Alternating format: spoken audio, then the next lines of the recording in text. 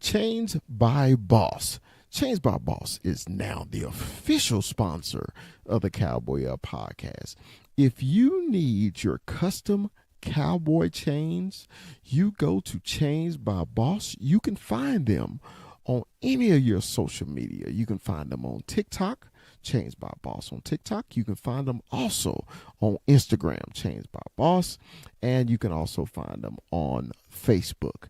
Chains by Boss will deliver the hottest new cowboy chains for you, and we recognize them as our official Cowboy Podcast sponsor. Thanks. And always, Dallas Cowboys for life. Peace.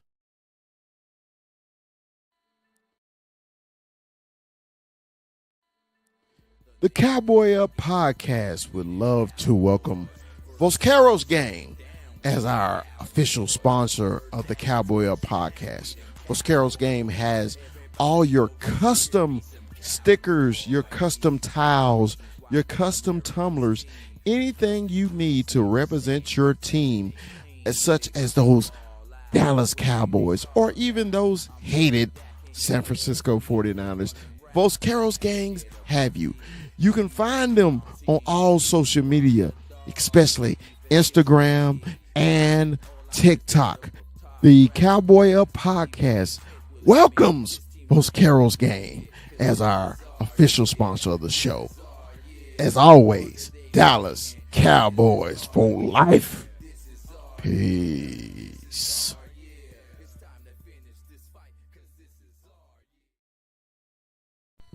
The Cowboy Up podcast welcomes Dominion Custom Clothing. Cowboy fans, if you need your custom suits, your custom sportswear, Dominion Custom Clothing is the company for you. Dominion Custom Clothing also offers a free mobile service to your home, to your business for suit fittings and fabric showing.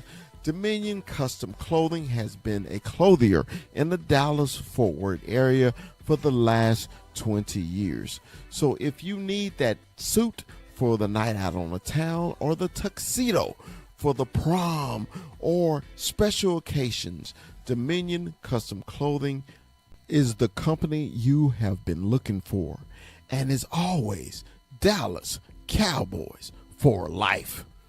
Peace.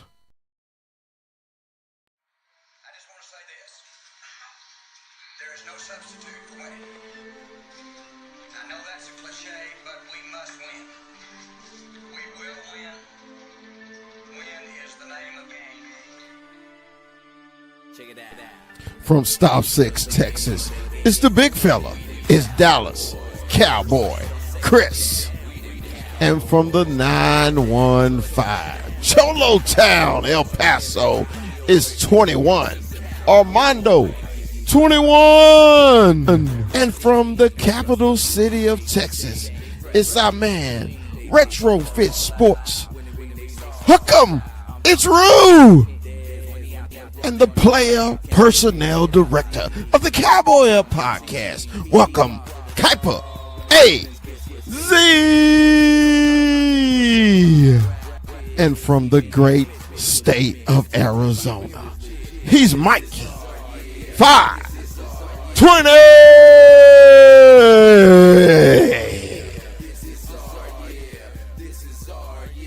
It's time to finish this fight, cause this is our year. The name of the game is win, we them Cowboys. First down, second down, we them Cowboys. Third down, touchdown, we them Cowboys. Everybody over here be some Cowboys. We be die hard, we be die hard. What's up? What's up? What's up? Say, man, y'all know what today is. Today is Tuesday. What happens on Tuesday? It's the Cowboy Up podcast. And man, let me introduce the crew to you. To my right, to my left, to my left, to my right, to my right, to my left. From Cholo Town, 915. El Paso, Texas. This is my homeboy, 21. Armando, 21. What's up, 21? What is going on, fellas? It's Tuesday. You guys know what's up, man. It's Tuesday, Cowboy Up Podcast. And as always, tell your friends about us. Big shout out to the homie Mikey, but we good, man. You know, we got the draft out the way. OTAs around the corner. Let's go, man. It's a good time for us football fans, right? Right.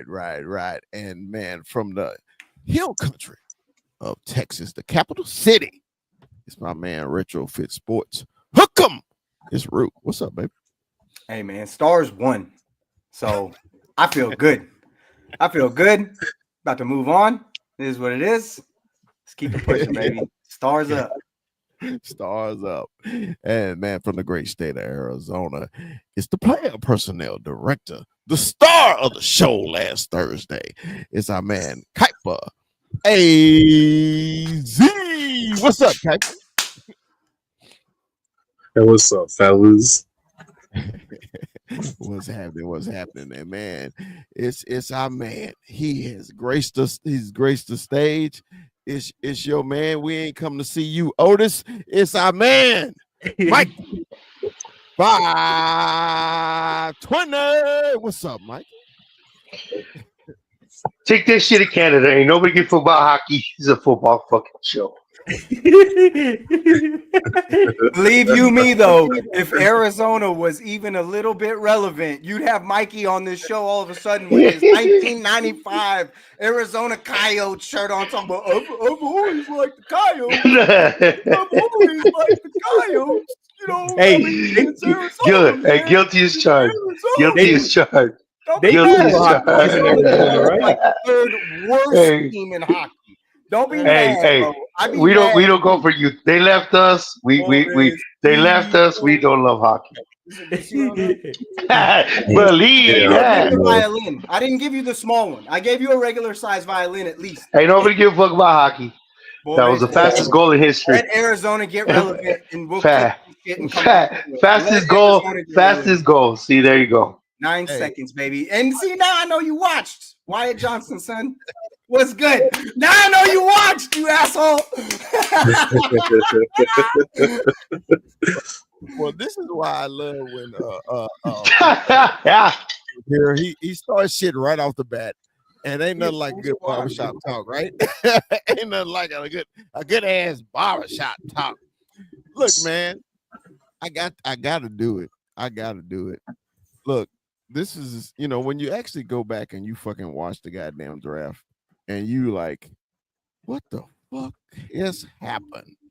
Well, this is what the fuck just happened. I'm gonna tell you exactly what the fuck just happened.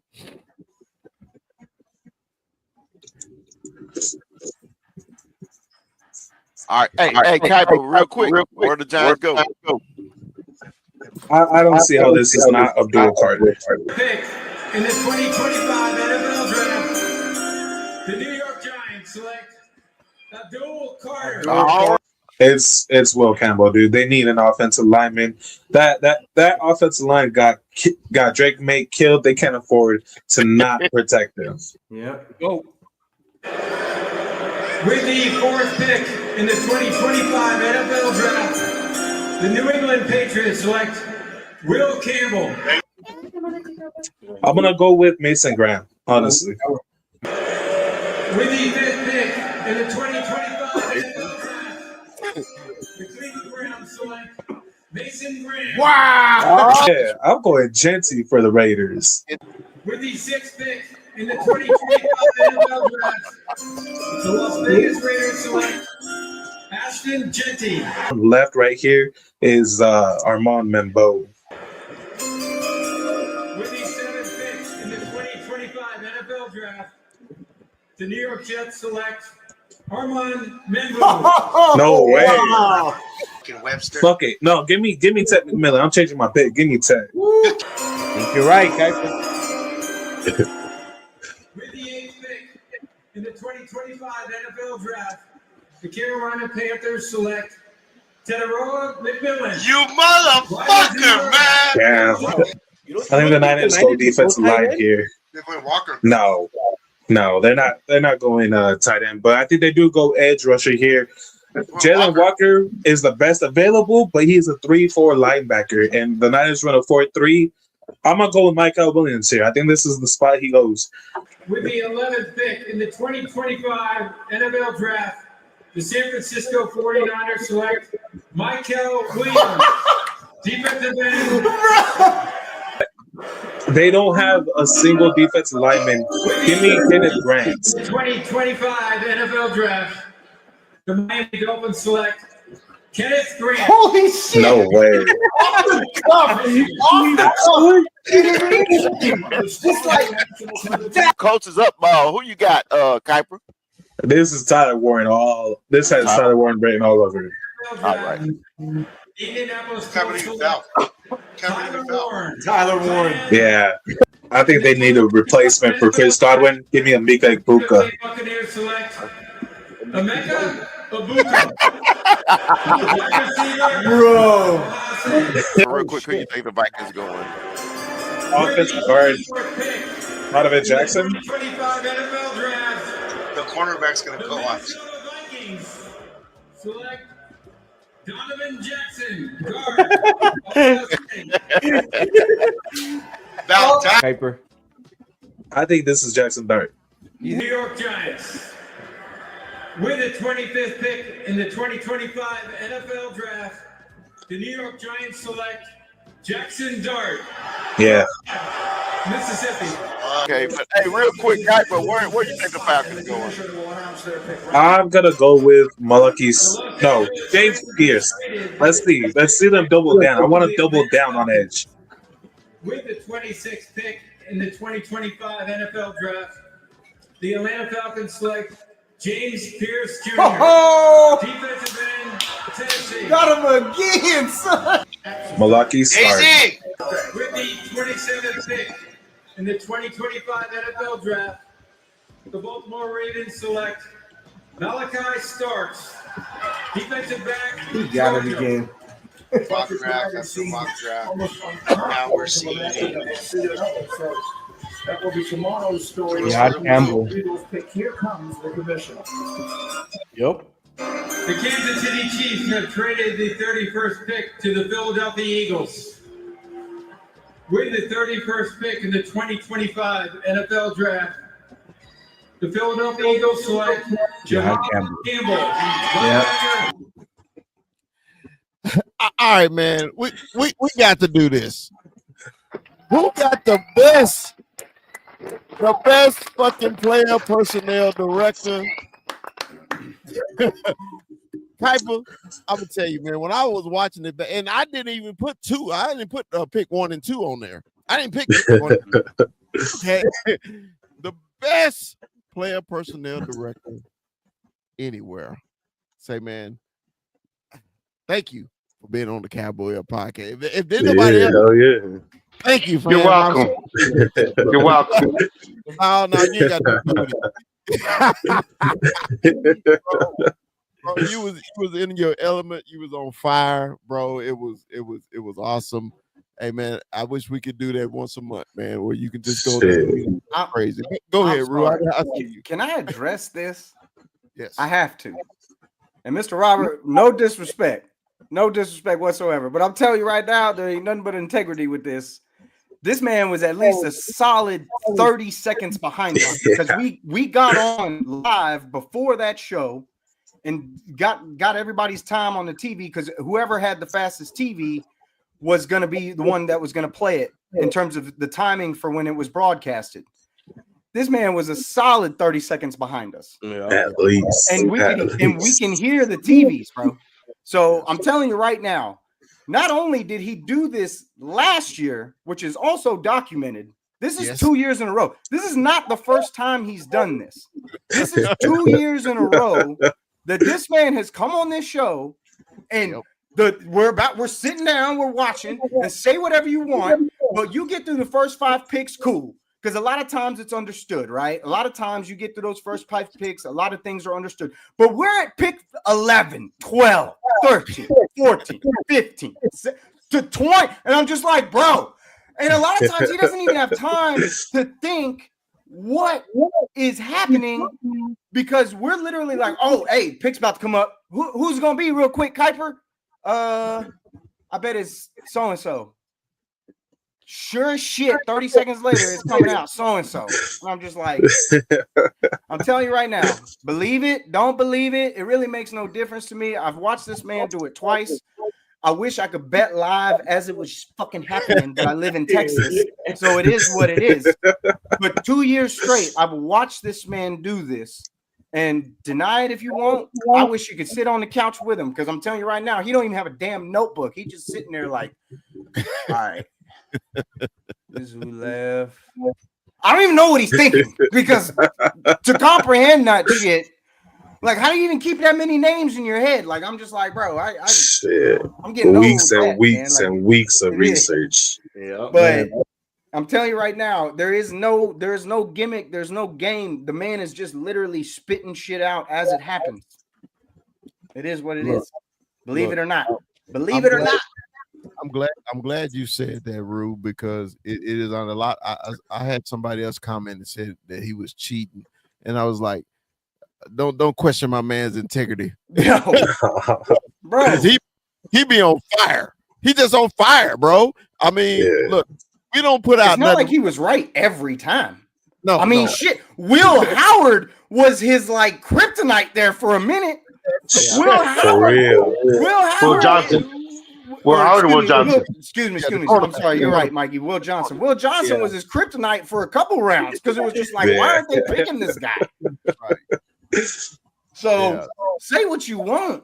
He wasn't batting 1,000, but when you hit like 17, 18 picks throughout 32, over 50, bro, you're nailing it. You're nailing it. I challenge anybody to do that shit. You won't see the damn commentators on ESPN get that close. The pros wasn't doing it, but we did it right here on this show. Yes, sir. We did it on this show right here. We did it right here. I'm telling you, man, I'm gonna brag on my boy wherever I go. He did it, damn it. He did it, and we gonna give him his damn flowers. Even though You're welcome. You're welcome. Cardinal fan, we still love him. Okay. You're welcome. You're welcome. You gotta have integrity to stick with a team like the Cardinals, bro. You gotta have Shit. You got to. We ain't going into all of that. We're not going into all of that. Mikey, and let me give you thank you too, because Mikey said this, man, before Kuiper, you even came on the show. He said, man, we need to get my son on, bro. His football mind is crazy. You're gonna love it. Mikey said this, bro. He said, man, the conversations we have, bro, I wish everybody could be a part of it. And he said, Chris, do you mind if he come on? I said, do I mind? This is our show. This the ain't funny my thing, show, our shit. The funny thing is, this started with not the last draft, but the draft before, right? Because me and him were live drafting it together. Right? This is before we were on the other show, right? And the other show didn't do a draft. So me and him we had a live, not a live, we had like a FaceTime together. And I swear to God, it started our conversation. And who was it with? It was the Chargers. It was with the Chargers. Left tackle. What's his name? Jesus Lord. Later or Slater. This is I wanted LaShawn. I wanted Slater, but we ended up getting Micah Parsons, and you picked that we were getting Micah Parsons. But this is in our own FaceTime. And after I got off the phone with you after like 20 some picks, I was like, I need to get this dude on the show. Or when we got our own show, that's when I realized, like, you know what, this was gonna happen on the draft, and the rest is history. Man, I equate this to two things, Kuiper. This is what I equate it to.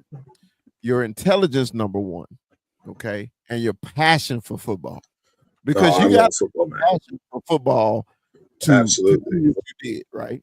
To remember the names, or remember how different teams defense. He said, man, the best one I love, he said, man, the 49ers run a 3-4. I mean, a 4-3. he's a 3-4 linebacker, so they're gonna pick such and such. And bam, I was like, this. Oh, bro. Hey, watch it, guy. You deserve one, man. Thank you. Yeah. And you should see how he's hollering at the TV when he's watching a game. I remember that how the house would be when there was a Cowboy game on one room and a Cardinal game in the other room. There is a sound ordinance, and that sound ordinance was broken on Sunday mornings. Yeah, I'm sure. Well, Kuiper, let's get started, man. Let's start it with you. Let's start this damn Hell show, yeah. man. We're 21 minutes in, but we had to give you some love, bro. We had to. Thank you, man. Thank you. So, man, we're gonna start with you, brother. The Cowboys' #1 pick, man, first round pick, that number 12 overall. The Cowboys didn't go skill position; they went big boy. They went guard. Tyler Booker from the University of Alabama. Give me your thoughts. I know we just briefly talked about it on the draft show, but let's go a little bit stuff, man. What do you think about the Cowboys picking Tyler Booker? At the time of the pick, it really what crossed my mind was this early, really. But if you really look at what happened at the rest of the draft, he was always going to be a top 15 or before 20 pick. He was never going to make it past 20 at all. So for me, he's a nasty player, a nasty guard with such power. I love the replacement that they got for Zach Martin. The only thing I wish is they move Tyler Smith to left tackle and play Mr. Nasty next to him, because that's going to be one hell of an interior. Yeah, God, man, that's a dream of mine too. 21. What did you think, man? I want your initial reaction, because I know what mine was. It was all over my face. But what was your initial reaction, brother? You read my mind, big fella. That's what I was gonna lead off with. Is at first I was surprised, right? I think everybody was kind of surprised. You know, they went guard when the expectations were otherwise, right? We saw other holes that we thought were bigger, and we said, okay, they're going this way. No, they're going this way. You know, and we went guard. You know, so at first it was like okay, but then as the days went on, and you start hearing about this dude and how much he's a leader, and this man is ready to play, and just by him for his first interviews, you can tell he's passionate about it. He loves being a Cowboy, so that's always a plus, and he sounds like he's ready, and he's one of those players that started throwing championships out there, right? So so let's do it. All right, Rue. Your initial thoughts, man, when you heard the name, because 21 kind of said it, man. They going guard here, and I was like, please be wrong, 21. But what was your initial reaction when the name was called? At first thought, it was damn guard, like this early. And then in my head, I immediately I went from that to immediately thinking of Zach Martin, and in my head, I was just like, this is Zach Martin. This is what they think of this kid to take a guard at 12. And I don't know why I went straight to him, but it was like that was like first thought after the initial thought. And because that's kind of what he's going to be looked upon and compared to if you think about it as we move forward. Yeah. But when I look at him now, dude, he reminds me of Marshawn Lynch as a lineman. That dude talking about running through somebody's face, taking the love out of the game out of your eye. I love that. I love that. And I feel like him and Brock are going to be buddies. I feel like him and Brock are going to be chopping it up, and they're going to be buddies. And the leadership and the fact that he was a captain for his team and everything that comes with everything that, his attitude, his energy going up to the stage. He was excited, man. He was pumped. Like he was getting it. going up there. Like he ran his 40 time running up to that stage. So Right. it was cool to see. And at the end of the day, you know, I was really attracted by the frosting, but by the time we got to draft day, I wanted O-lineman anyway. That's what I wanted. In my head, it was always going to be a tackle, but I'm glad we got this kid, and I'm thinking that he's going to be a very special player for us. All right, Mikey, your initial thoughts, man, when Tyler Booker was announced. Well, first of all, thanks for getting a haircut this week, Mondo. Thanks for getting a haircut this week. Anyway, so we got all attracted like bugs to the light with how much the wide receiver got kicked in our brain, right? Like that's what we needed. Teteroa. So when our initial reaction was when we got this kid, you know, it wasn't a letdown, but it was like this exhale where but you realize, you know, sometimes when you leave the sneaker store after you see all the sneakers around and the sneakers are on your feet, you're like, damn, these are fresh. But it's exactly what you needed. This is exactly what we needed. We needed to build from the line, and everything about this kid. And Ruth said it best. He was a captain on one of the best teams and the best mauling teams in America, where he faces teams like LSU, teams like Texas, teams like Georgia, where we don't have to guess. It's on the goddamn tape. It's on the goddamn tape that he sees Kirby Smart's exotic blitzes and sees the best linebackers out of LSU from Florida, sees the best of the best, which his counterparts are the ones that got drafted, and he handled them. He didn't give up a sack his last year. He's not quick-footed, but like they said, he's perfect. When we got the best line coach out of college, and now we got the best line coach out of the pros. I'm excited, and I'm excited that he's an anchor. And if it sucks that Mr. Nasty might be on the bench, but at the same time, we have Mr. Nasty in our pocket as the best swing guard and fucking center. I like our depth. It's just the only question marks are guiding, but we're not talking about that now.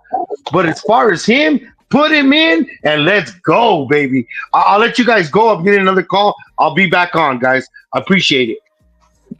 All right. Well, my initial reaction was dissatisfied. I was dissatisfied, and the reason why I was dissatisfied is because of no help at receiver, no help at running back.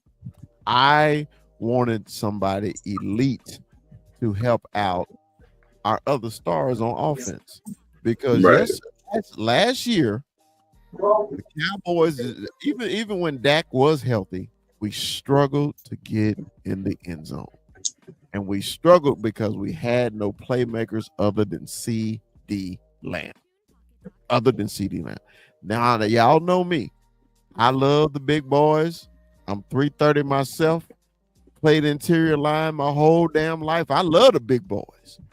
But my initial reaction was disappointment, because I wanted somebody to help out CD. We know CD gonna catch 1,000 balls and have almost 2,000 yards. But remember, at the end of the season, he was so banged up. We weren't making the playoffs, so they had to shut him down. I'm glad they shut him down, because he could have got hurt worse. Because I would have been happy with Warren, the tight end from Penn State at that. I would have been happy there, because we even talked about it in our mock draft. Man, this dude could be Gronkowski all over again. And can you imagine if we had a Gronkowski in this offense? Okay, and if you didn't want to go tight end, okay, we had Golden, we had Ibuka, we had a lot of these slot guys with speed, and that's the only reason my initial reaction was disappointment. Now, after you think about it, I understand why, but I didn't like it. So that was me. I didn't like it because I thought we had more glaring needs than guard. And I said on my TikTok, I was like, what does Brock Hoffman have to do other than kill somebody to get in the starting lineup? Because when our Hall of Famer got hurt last year, Brock Hoffman got in the game. Mr. Nasty Time started punching people in the mouth, starting fights. Guess who started running the ball better? Yep. The Dallas Cowboys. That offensive line got better. I'll tell you what. That's why I was not happy about guard, because they because Brock was gonna start at center last year. They drafted BB. Okay, all right, whatever. So BB played decent. He did. I ain't gonna shit on BB. He played decent. Okay, so now a Hall of Famer retired. Brock filled in for him. Now they go and draft another. I was like, what does he got to do? I'm like, I thought the man proved himself 2 years in a row. He should be a starter. So that's why my initial reaction was disappointment. Brew, you want to say? All I was going to say is I got 4 names. I got 4 names that I'm going to keep a very close eye on that I would have wanted in that spot other than possibly the guard. And that's Kenneth Grant. That's Tyler Warren. That's Walker, who I really, really wanted in that spot. Walker was really the guy I wanted in that spot. Yeah. And Jahdae Barron. Now, because of what we did later, Jahdae doesn't sting as much. Right. But Jahdae's still a name. And I'm telling you right now, the Broncos got a gift. Oh, yeah. The Broncos got an absolute gift in Jahdae Barron. I don't want to get in. I don't want to make it a Longhorn show, but I'm just saying. Right. So now, after your initial reaction, okay, now 21, you thought about it. So do you like the pick? I like the pick. Pick. I didn't think like Rue had thought. Rue had said earlier how he thought initially after Rip, he thought Zach Martin. I didn't. Right. It kind of set in, after a little bit, and a day or two, and you start watching and seeing this dude, and we lost one of our big pieces.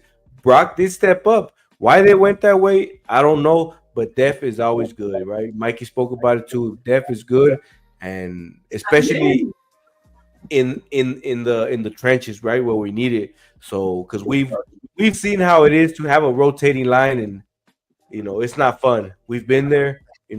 It's bad for us. It doesn't work, But the good thing is we know we have depth, and it's good. So now I'm happy about it, right? And I was excited overall with the whole draft, right? But we'll get into that. So but I like this kid. Now, Kuiper, you gave us your initial reaction. So do you like the pick now, or are you indifferent? I only like the pick if Tyler Warren gets moved out to left tackle. If he gets moved out to left tackle, beautiful pick.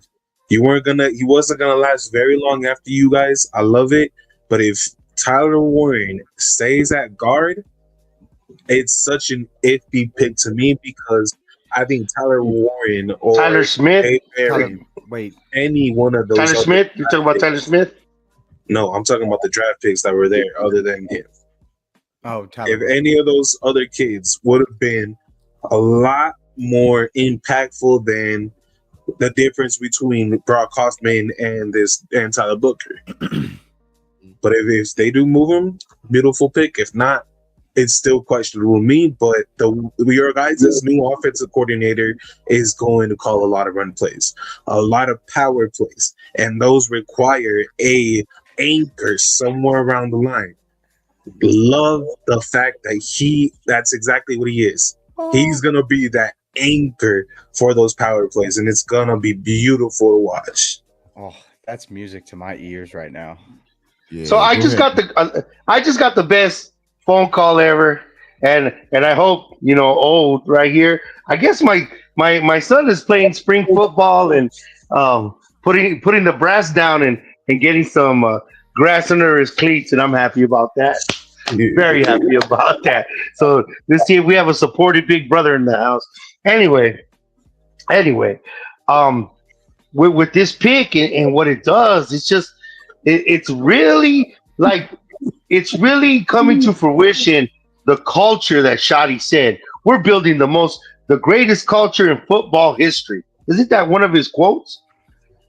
So the football culture and moving bodies and dual blocks and getting these offensive linemen like the frosting to the cake.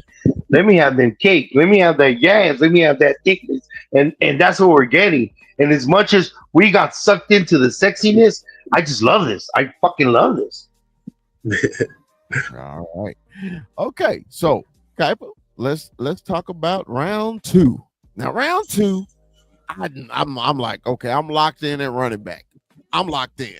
I'm like, we gotta go. We gotta get something to lead. We couldn't go. I'm thinking to myself, we can't get past round 2 without a running back. That was my initial thought. But we went edge. We went Donovan, and please help me pronounce Donovan's last name correctly. Izaraku. Izaraku. Okay. From the University of Boston College. Man, it should be easier for you, Bubba. You're from the motherland.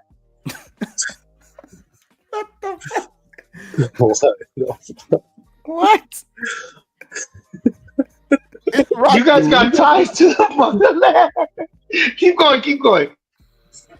ISIS will be at your door. Wait. ISIS will be at your door tonight. Anyway. ISIS. That's terrible. Look, behave, Mikey. Now, Izaraku basically didn't he have the most pressures in college football? This sacks. 16 and a half sacks. Yeah, sacks. 60, not the pressures. He finished the play. 16 and a half sacks. Okay.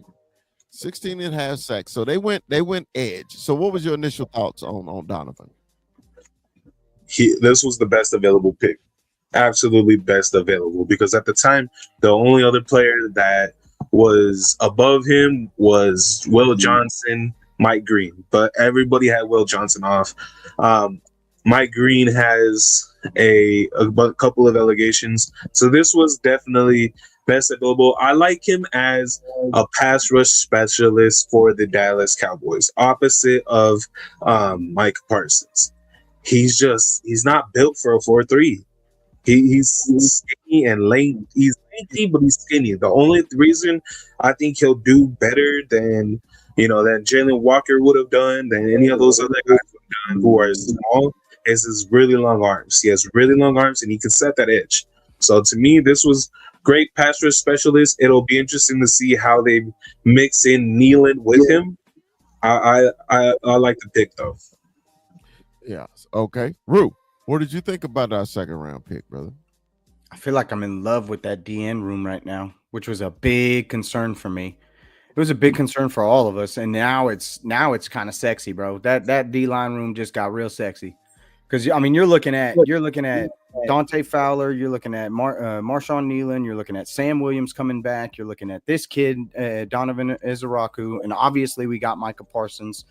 That we had a problem creating pressure. This guy had a first round grade. It felt like a gift. It kind of felt like a gift, just kind of fell into our lap. And at the end of the day, this was something that we definitely needed.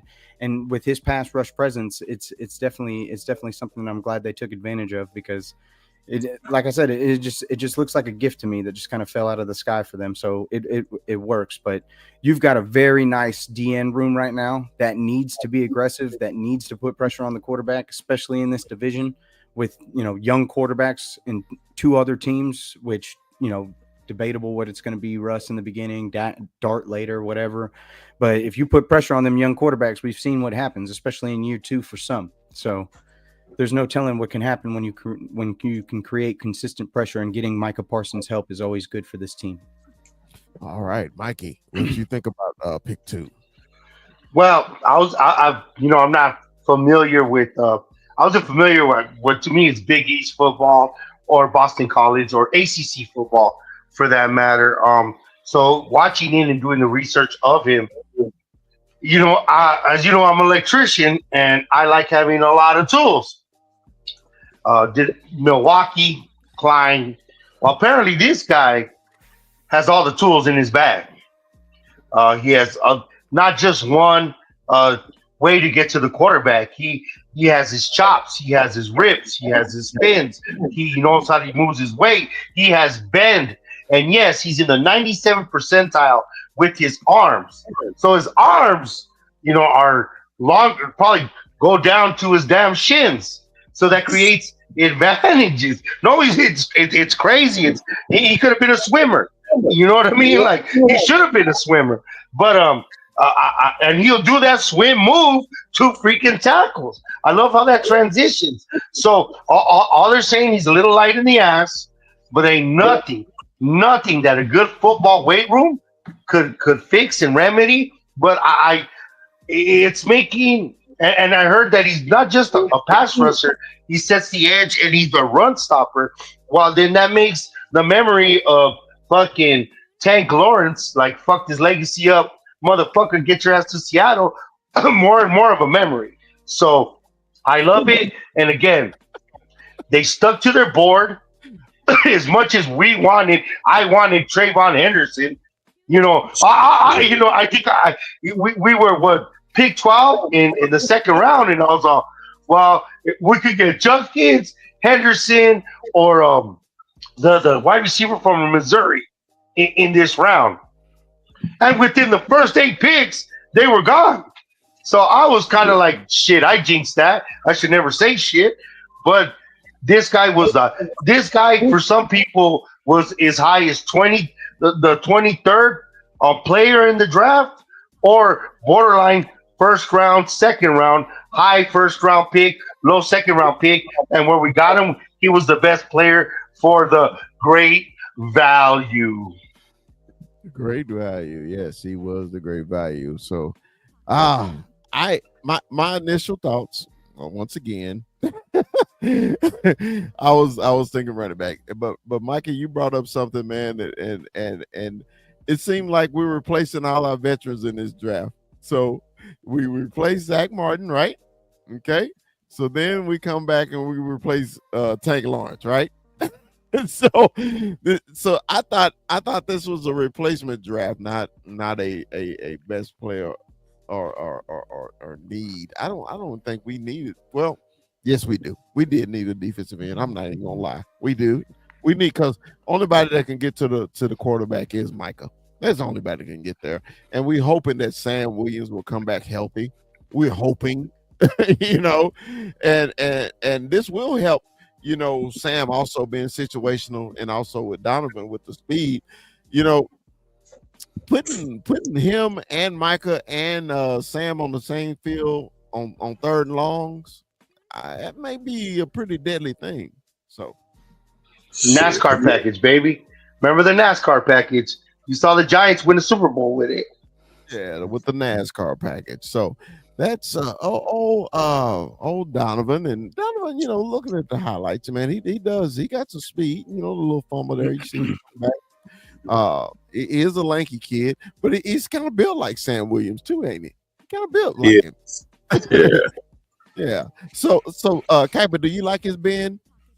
I actually do. I think he has a really good first step with him too, and he knows how to use leverage. That's the best part about him to me, is he's not going to get bullied around in the run game because he understands how to use his long arms, and that's really the most important thing.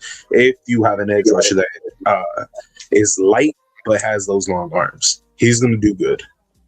Now, one question, Kuiper, how is he in the run game? Because once you got a bunch of speed rushers on the field, they always going to try to run at them. He holds his own, man. He's not getting bullied. I promise you that. He's not going to get bullied. He plays the run game in a smart way. He's not trying to, take on every single blocker head on. No, he plays it in a very smart way. All right. So I picked in the third round. It's funny. we actually had a highlight on him.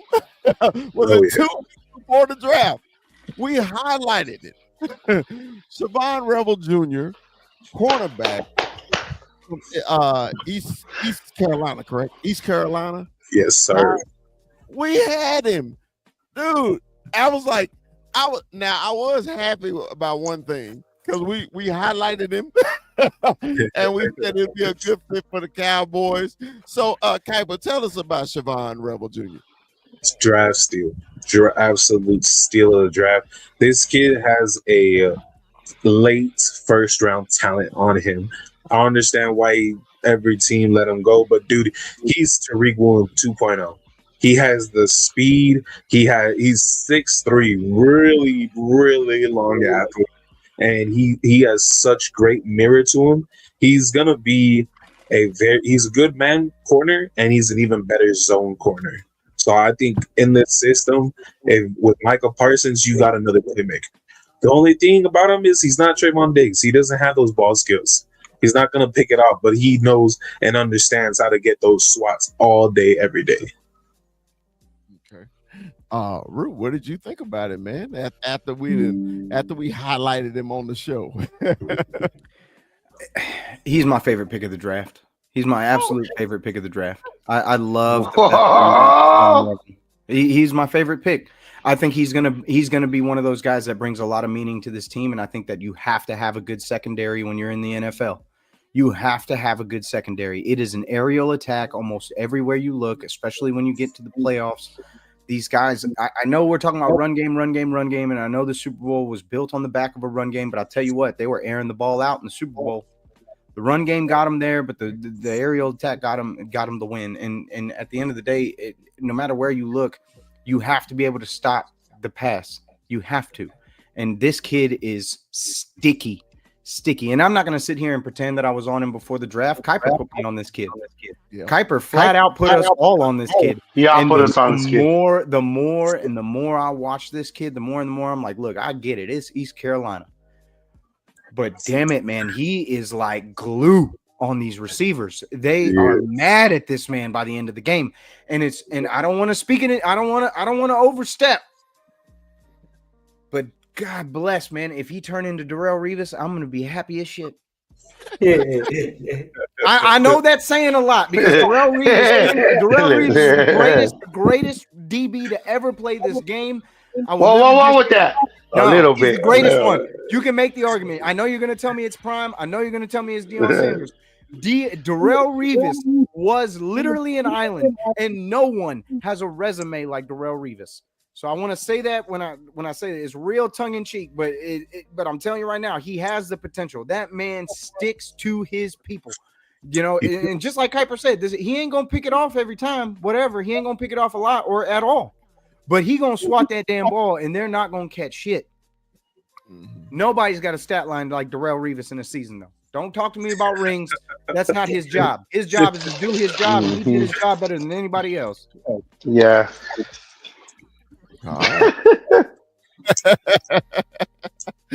Well, 21. No. Well, when there's dead time and we're not talking, we don't have nothing to talk about. We'll revisit that argument. We can talk about it whenever you want. Hey, I let y'all have it, man. I let y'all have that one because everybody got their own opinions about it, man. So 21. What did you think about the Cowboys drafting a cornerback in the third? Just like Kuiper, like our boy Boots on the Ground, Eric told us, they say, hey, that was the draft steal right there. We've gotten lucky on some cornerbacks in the draft, and we have the talent to prove it on the field right now. With Trayvon Diggs, with Bland, we still got a bunch out there, right? We got Carson still there, so this is depth and good depth, right? And the way Rue's talking is, hey, if this guy turns out, man, we it's definitely a steal, and I'm excited for it. That defense, we're building it, and it's looking nice right now. Okay, Mikey, what did you think? Let me get this out your way, Mikey, because I can see your face. All right. Nah, sorry. Sorry, no, laptop took a crap, so I'm just having some technical difficulties doing this with my headphones. And I hate to steal your philosophy, big dog, but this is the replacement to Jordan Lewis. Exactly. Sorry, dude. Sorry, should have shut up. But this is exactly that. But what got us hit, of course, he tore his ACL in September. You know, and that's a working thing. That's just another injured guy we played. But this is such a Cowboy pick for the simple fact that Dr. Cooper did his surgery. Dr. Cooper is the head medical doctor for the Dallas Cowboys. So he knows what that knee looks like. The Dallas Cowboys had in-depth knowledge of what's going on with him. And I knew we wanted at this point, of course, you know, the urgency for that running back. And for watching running backs go down. But when he picked up, I remember the thread and Kuiper kept saying steal, steal, steal. And we couldn't console the big man because we didn't know what was going to come forward. It's just that's what the urgency was. But this is exactly what we needed. And then again, as much as we shit on the front office and as much as we shit on them, this is what they do.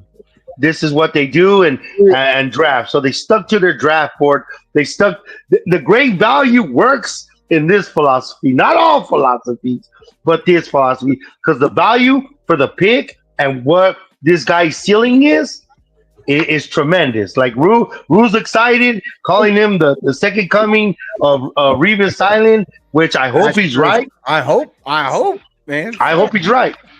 But you gotta like how sticky this kid is, how tenacious this kid is. And the year before, he was an All-American out of East Carolina. Don't sleep on the Pirates. The Pirates produce football players. But it was just the tone at the time. While we get the pick, it's crazy when the dust is settled. This is one of the best picks the Cowboys have gotten. And once again, Will McClay and the scouting department hitting home runs. Hitting home runs. They're driving the ball and hitting doubles. And that wins games. All right. Well, I knew one person was really excited on Saturday. When the pick, I was in the car, you know, listening to the radio, and the Cowboys actually decided to take a running back. We were like, well, it's about damn time. It took you 5 rounds to make you say, hey, we actually do need one. And the pick was Jadon Blue. You my boy, Blue. You're my boy. Of Texas. So we'll start with Kuiper. Kuiper, what did you think about Blue getting to the Cowboys? I like the fit, honestly, because to me, he is an electric running back. He's an elusive. He's the lightning to somebody's thunder. And that's exactly what I've been saying that the Cowboys need is a lightning to their thunder, because to me, their thunder is Javonte Williams. Even though some people might disagree, I like Javonte. I think he's going to be good for them. But this guy he has a real shot day one to either be the second in a 50-50 snap or whatever the role that they do. He has a chance to be a day one starter, honestly, especially with this offensive line, especially with how much this team is going to run the ball. I love the fit. Love it. And honestly, everybody's mad that they didn't get running back earlier. All the running backs kept going before the Dallas Cowboys. They had to trade up if they wanted one because they were just going one right after the other. Mm-hmm. Yeah, like I said before the draft, and the same thing happened last year. I kept saying that. So, Rue, when Blue was taken, man, what did you think about Blue? You know, I'm excited about Blue. But I'm also realistic about Blue because the bottom line is the man had 4 fumbles last year, 3 that were lost. So he got to hold on to that damn ball. But I'll tell you this, man, when push came to shove in those playoffs, he really showed up. Blue showed up, man. Blue gave us the home run punch against Ohio State. Blue gave us the home run punch against Clemson. Blue gave us the home run punch. I mean, he was all over the field when the time mattered and when it really counted. He showed up and he really showed out. And it's a real testament to Blue. But you know, when I look at Blue, in my head, I'm like, are they thinking because of the body type? Because I mean, 5'9", 196. You know, and to be completely honest, Kiper. I agree with you on most things, but one thing I don't agree with you on, and I'm hoping we get to the 7th round pick, because that's the guy I'm really excited about. Muwafa. That's the guy I'm really kind of like, ooh, did you just steal one? But Blue with back to Blue. Blue is that home run punch. Blue can catch out of the backfield. Blue is a special talent, but he's gonna be that scat back. He's gonna be that third down back.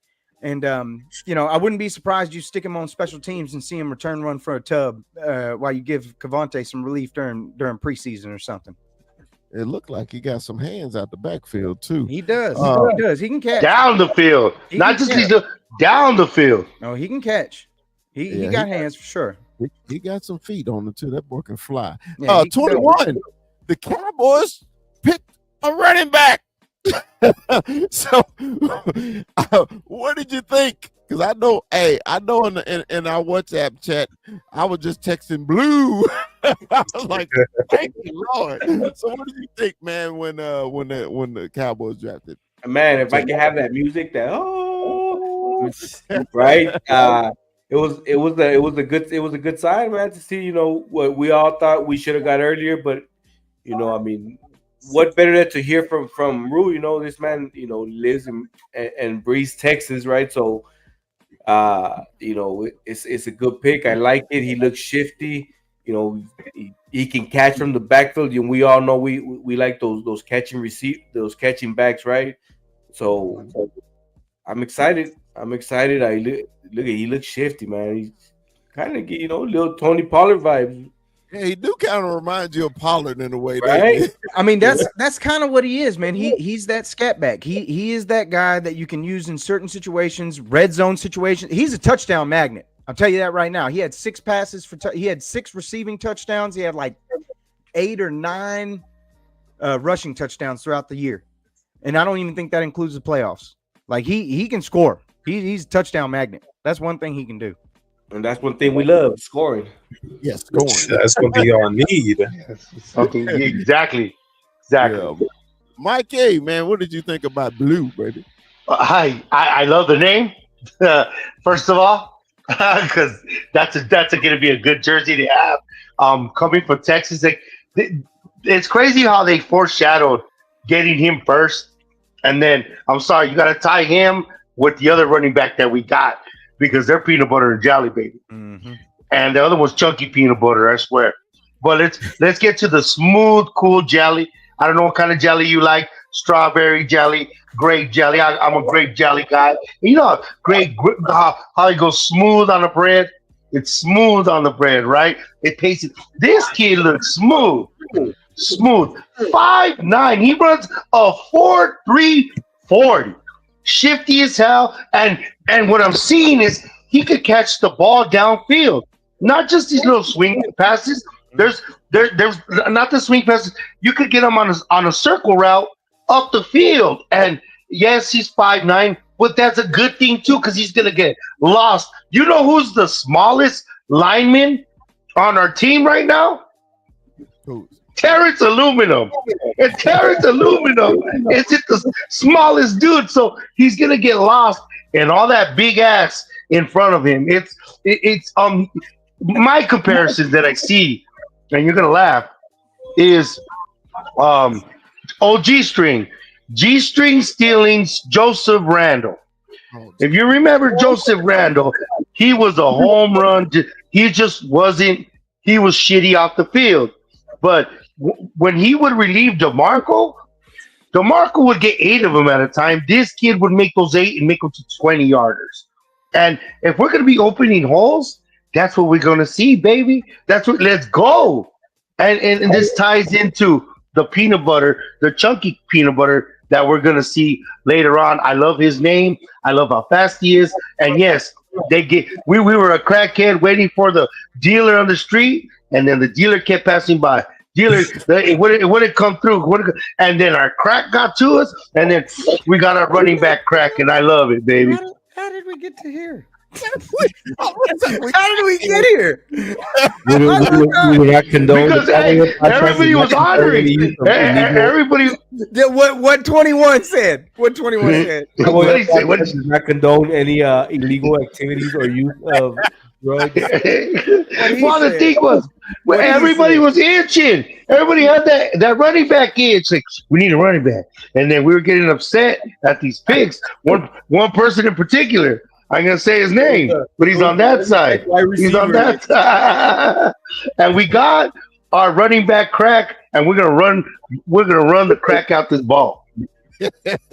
Stupid as hell. All right. So we didn't have a number 4 pick, and we still pissed off about it. But we went to the 5th round. M-I-N-G-O. And then we decided, hey, we need a linebacker too. So who is the linebacker replacing this time? We picked Shamar James. Shamar James from the University of Florida, man. Let's check out Shamar James, man. Kuiper, break him down for us, man. What did you think about Shamar, brother? He's quick and fast. He's more like a hybrid safety, smallish linebacker, but he breaks really well in coverage. He's gonna be the coverage specialist. Honestly, that's what I see him as in the linebacker room. Maybe another version of Overshawn. Honestly, he kind of got Overshawn built, don't he? He got that tall, lanky speed guy. Rue, what you think about James, man? Because another guy we were replacing. Think about, because Overshawn is not going to be ready until what they said, November. Yeah, was it if that? If that? So Yeah. is this a replacement for Overshawn? I mean, to call him a replacement, I don't know. I'd love to see them next to each other. I'll tell you that much when he comes back. But at the end of the day, this is a run stopper. This man is all over the run. His highest grades on anything was on his run stop defense. He's what we needed, right? In terms of what we did in this draft, we got our pass rusher in the 2nd, and then we went and got us a run stopper in the 5th. And if you look at the rest of them, we concentrated on the run throughout the rest of this draft, and he was the start of it. Okay, 21. We got a linebacker, man. What you think about it? I like it, big fella. He looks fast. He looks quick on his feet. Rue said he's a run stopper, and what have we been wanting for these past seasons is stop that run, right? So love it, and hope we get to see him. I'm excited to see all these guys in preseason, man. Yeah, you can't wait to see him. But I think what the Cowboys are doing. Have you noticed something, man? Our team speed is getting better. Yeah, and these you notice the team speed has gotten a little better, especially with Blue, with James, and with Donovan on the edge. As a Raku. And Chevron Rebel Jr. Man, we're getting speed here, man. We getting a little speed going on. Mikey, what did you think about James getting picked at linebacker? Exactly right, big fella. We're going to these hybrids. Like even Overshawn was a little undersized, but his speed made up for beating linemen to the spot, beating them to the punch, finding the angles, and coming from a big school again, seeing the best of the SEC. I like it. And if anything I like is the depth. Let's stack our depth. That's what was great. That's about what's great about any team. Our depleted depth last year was very bad, especially like at our edges and stuff. And you could see it. That's who we have there. We had to move guys to play different positions. No, I want a linebacker playing linebacker, and that's all that happens and contributes to the linebacker room, our depth. So I'm not gonna say like I know the kid, but what I'm seeing right now on my big screen up here, He played in the SEC, played for a blue blood program, and he knows the standard. And he's at a blue blood program now. So it's just making our room just a little more packed. Yeah, I like it because I like it because I knew Overshown was gonna be out a while. God, man, Godspeed for him, man. That's Overshown is my favorite player on the Cowboys. He's my absolute favorite, and he's just been getting hands down. Just bad luck. It's just bad luck, and I just want this kid to be healthy for the next 10 years, okay? Because he has basically like Hall of Fame tendencies, you know. He has Hall of Fame tendencies. I'm not saying he's going to the Hall of Fame, guys. So anybody's like, "No, what are you talking about?" I'm not saying that. I said tendencies. Okay. Hey, doesn't Rue look like a golf hustler, like a golf shark with those damn glasses on and that hat on? Like he's over there just swindling Michael Jordan for like $2 million. Hey man, I'm like that dude that said that during camp, man. I'm Tiger wish he could, not Tiger Woods, bro. I forget what player that was. There was a player who said that, but that's like perfect.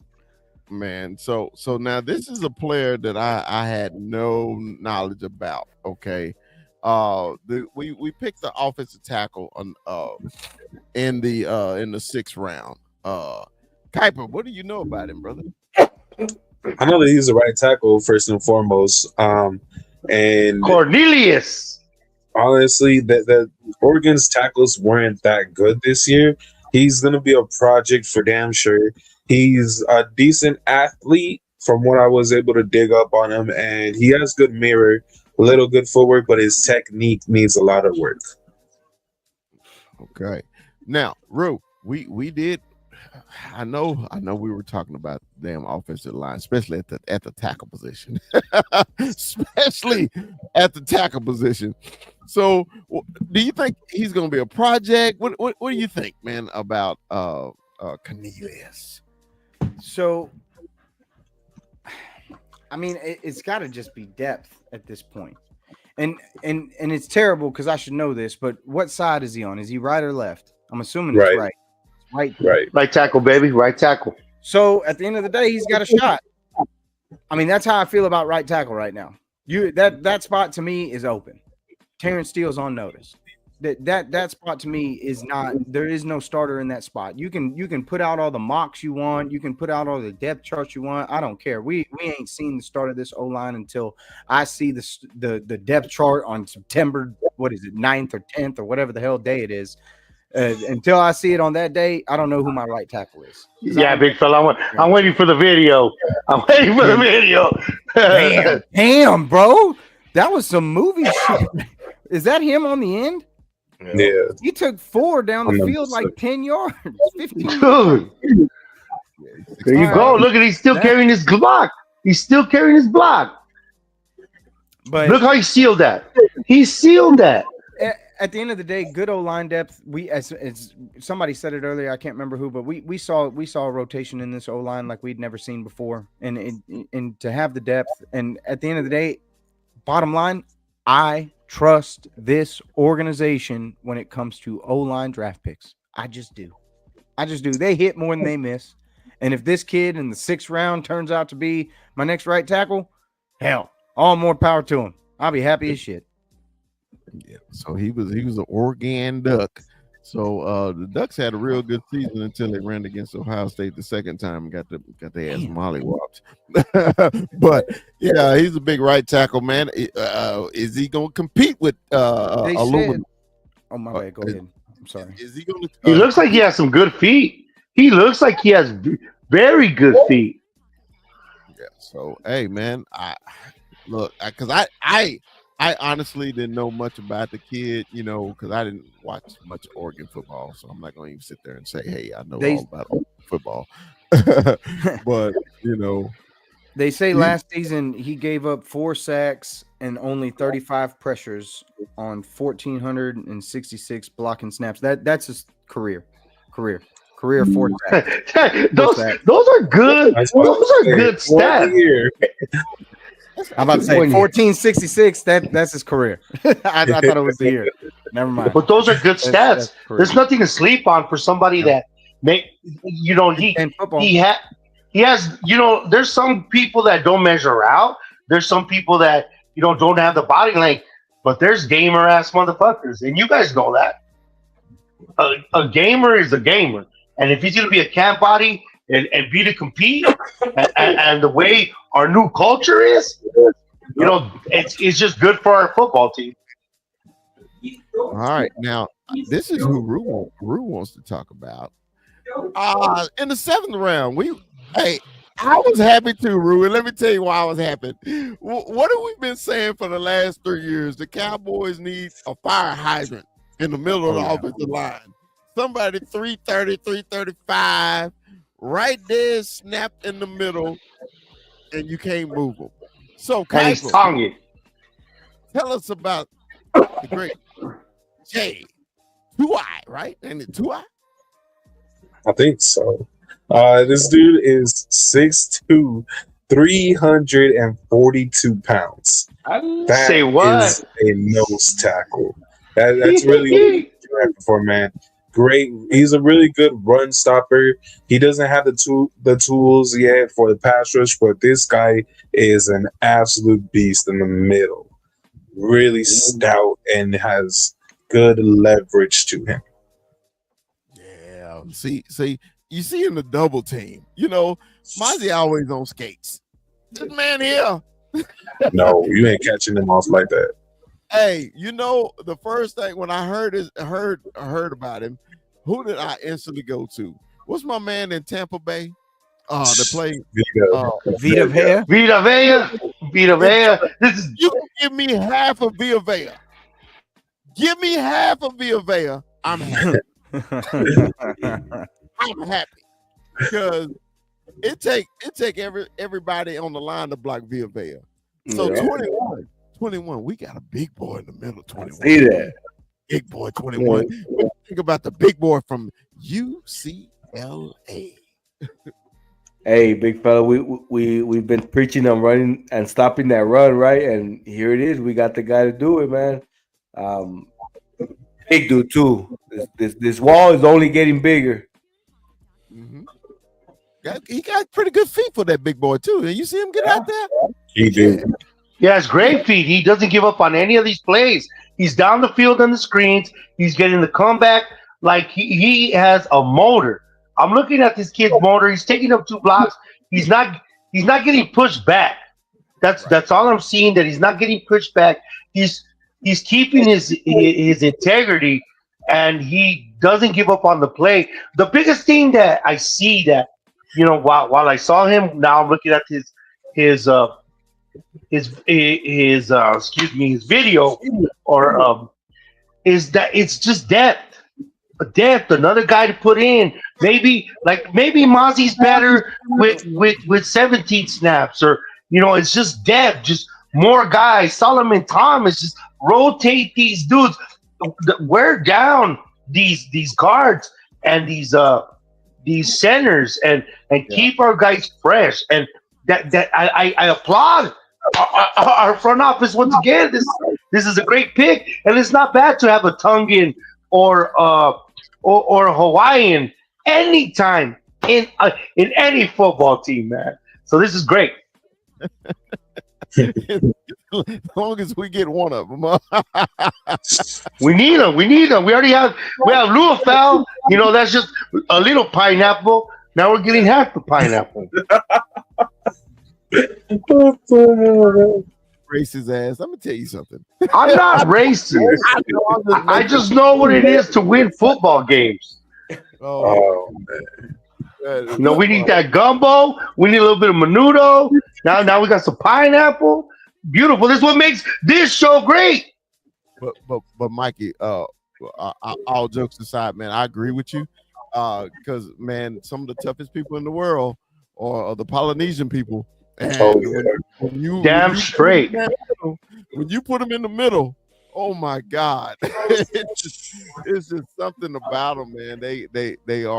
They're tough guys, man. So I am really happy. So then the Cowboys did something, Rue, we decided that we wanted to do in our mock drafts. we doubled up on running backs.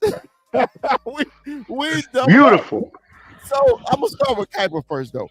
Kiper, what do you think about Phil Mafah, the running back from the University of Clemson? Big dog running back, man. 6'1", 234, and he rushed for 2,000 yards, 21 touchdowns the past 2 seasons. That's only in 2 seasons, man. That dude's fucking huge, and he's his size too. He's really quick. He gets low to the ground every single time that he's trucking somebody over. He knows how to play with that low center of gravity. I like it. I really hope that they find a way to play running back by committee, because right now, you tell me that there's Javonte Williams, Jaden Blue, and Phil Mafah. All 3 of them together, I think, could do some damage. All right, man. You making me feel, hey, I'm ready to go hit somebody now. Shit. Rue, what you think about Phil? I love his last name. Mafah. I'm super excited about this pick because I think we got the exact 1-2 tandem that I was hoping that we would get. Now, obviously, in the mock, I was looking at Vastul I can always butcher his name, Bastoon, and then Taj Brooks.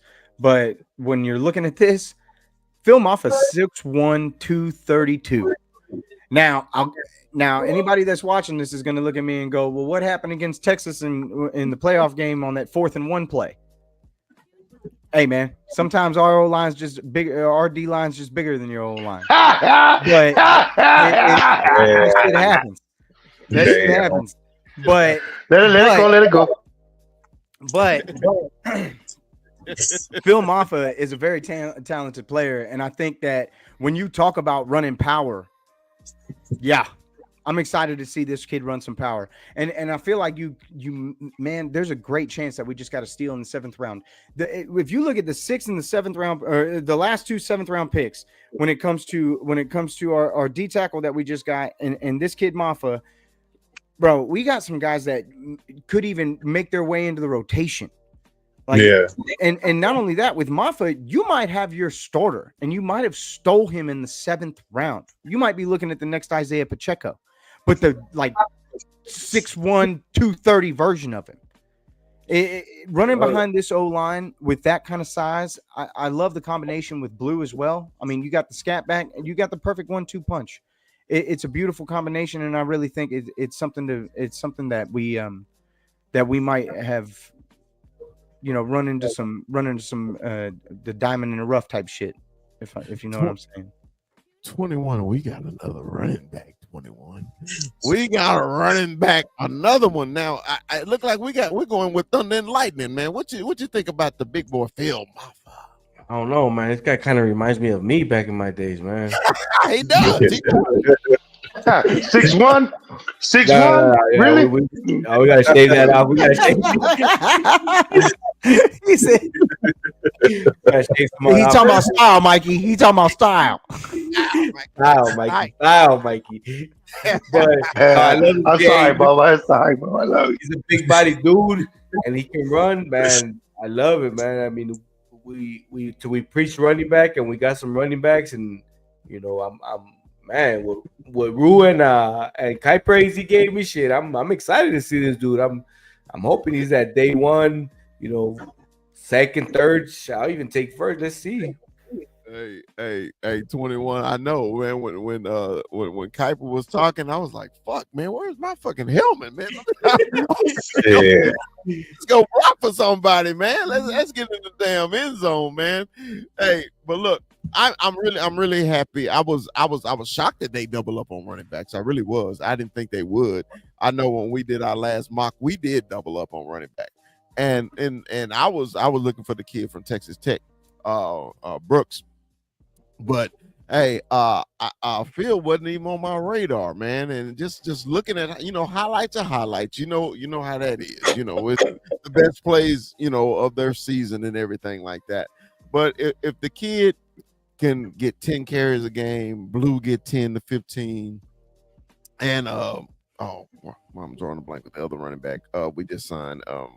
Javonte. Yeah, if he gets 10, think about it. We always said Dak Prescott is better when we do what? When we run the ball. When he throws the ball over 30 times, what happens? Okay, so we want this though. We want this. So, Mikey, any last words on Phil before we move on to our last pick of the draft? Well, like I got to double down in our room. Do you feel better about you guys this running back room? I feel I'm content with it. I'm like I know what I got. We won't know until camp. Like we won't Yeah. know until camp. We got to get through preseason. I want to see somebody do something in special teams. I want to see somebody run the ball consistently. Like there's a lot of depth on this O-line for the preseason to be successful as a running back, and they got to shine in the preseason. Well, and back to where Moaffa comes, he has a lot of experience. I know Clemson has fallen off, in the last 4 years, but he's around big talent, plays big games, and like you said, he has a nose for the end zone. What's the reoccurring theme with our two picks? They know how to score. Yeah. Find the damn end zone, and you got a line in front of you. Let's go. I love our running back. We have 9 running backs on our roster if you really look at it. But Damn, we got this is we have 9 running backs. So don't sleep on Lukey. Don't sleep on Bond. But I like our new guys. And I like our room, and I like that they tried. Now, is the biggest issue is our wide receiver, and I believe that's the next thing going up. Yeah. No, because we didn't draft the wide receiver. Remember? Now we were promised. We were promised a big trade. I was segueing during or after the draft. I was segueing into rumblings, but no, hold on, that's fine. Well, this is our last pick. Our last pick of the draft. Tommy, a King Bitso. I'm guessing. Kaiba, what do you know about Tommy? And not much, honestly. I know that he's 6'4", 306. He's versatile enough to be put around everywhere. He's not going to be the true nose tackle, but he's going to be hopefully a good rotation piece, man. I just think adding anybody to that DT room is good right now.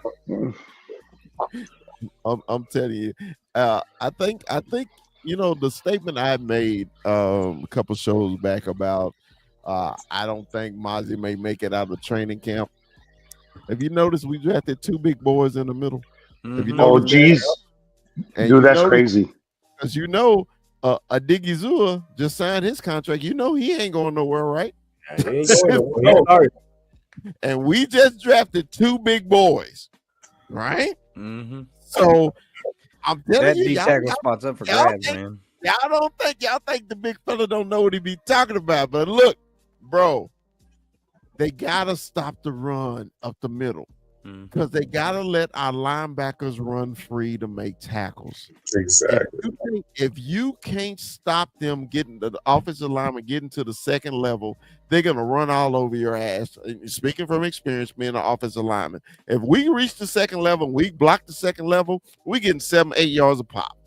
And that's what was happening against the Cowboys. And the Cowboys decided, let's go get some beef. So we'll start with you, Ru. What you think, man? Another defensive tackle off the board. That defensive tackle spot is wide open. Whoever's looking at playing next to Oso Digizua, it's wide open. I don't care what round you came in. I've said this before. I'll say it again. Give me the best dude. I don't care where. I don't care how much they get paid. I don't care what round they got drafted in. Give me the best dude. And if this guy's the best dude, let him in the mix. Let's see what he can do. I mean, when you look at him, right, he's a Terrapin, Big Ten football, which is very competitive football. It's probably the next best division next to the SEC. Some can make the argument it's better than the SEC as a whole. You can make that argument, but it's I don't know if I'd agree with that, but I said you can make the argument. But the bottom line is, it's a position of desperate need for this team. And if you look, every single defensive piece after the edge, run stop, run stop, run stop, run stop. Everybody, from the linebacker to all the D tackles, they're all run specialists. So somebody's taking that spot, and we'll see who it is. My guess is it's oh my God, what's his name? The Hawaiian dude from UCLA. Oh, Jay. Toya. My guess is that it's him because, bro, if like you said, if he turned into Vita Vea, boy, I'm happy as a pig in slop, boy. I'm telling you right now, I'm happy as shit. I ain't asking for much. I just want half of Vita Vea. Just half. Give me half of Vita Vea. Give me four Vita Vea plays. 4 Vita Vea plays, like 4 of them. But no, all it does, he's a Terp, like you said. It's from another big school. He saw the Michigans. He saw the Ohio States. He saw the Penn States. Like, I like what our philosophy was and the guys that we're getting. I can't say that enough. This is all depth. Who knows? It's a long shot for maybe this kid get the team, but we've seen a Ratliff get from a 7th round to get this. Who knows?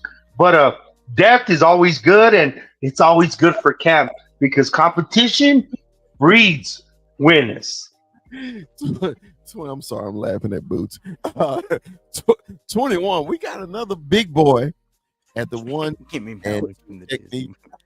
What do you think about it, man? Because how I feel. I love my Michigan boy, but I've been very, very, very, very, very, very critical of Mozzie. So what are the Cowboys saying here?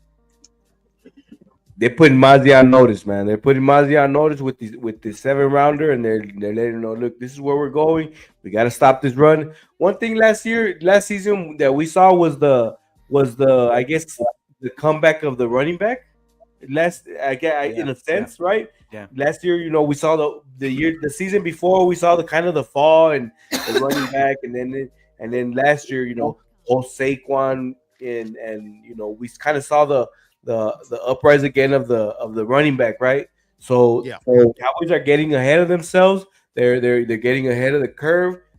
They're making this wall big because we need to stop that run. We've known that we've had problems with this for years. We gotta address it, and here it is. So it's Mozzie. You gonna step up, or you gonna be in the back? So you're gonna step out the door, right? You're gonna be with the and you bring up a perfect thing. 21. You're bringing this up perfect. Are we drafting to match up with the Eagles? Is that what we're doing? It's or to beat them? I think that philosophy is right on. Yes, I mean you're at the end of the day you want to be the Super Bowl champs, right? So you got to beat the Super Bowl champs, and they're in our division. We saw how they're running back, how that one move made a whole difference, and we got to compete, and that's stopping that, man. And we've never had big games against us, which is good, right? But it's always good to plan ahead. Well, I'm putting Mozzie on notice too, because if he don't come out, he gonna be like on the Arlington Renegades with Taco Charlton. So shit, he better come on with it. So Super Bowl champion Taco Charlton.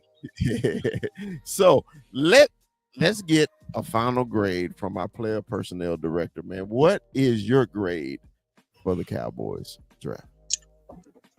I give it a B+, honestly, because to me the where the value really came from was rounds 2 and 3.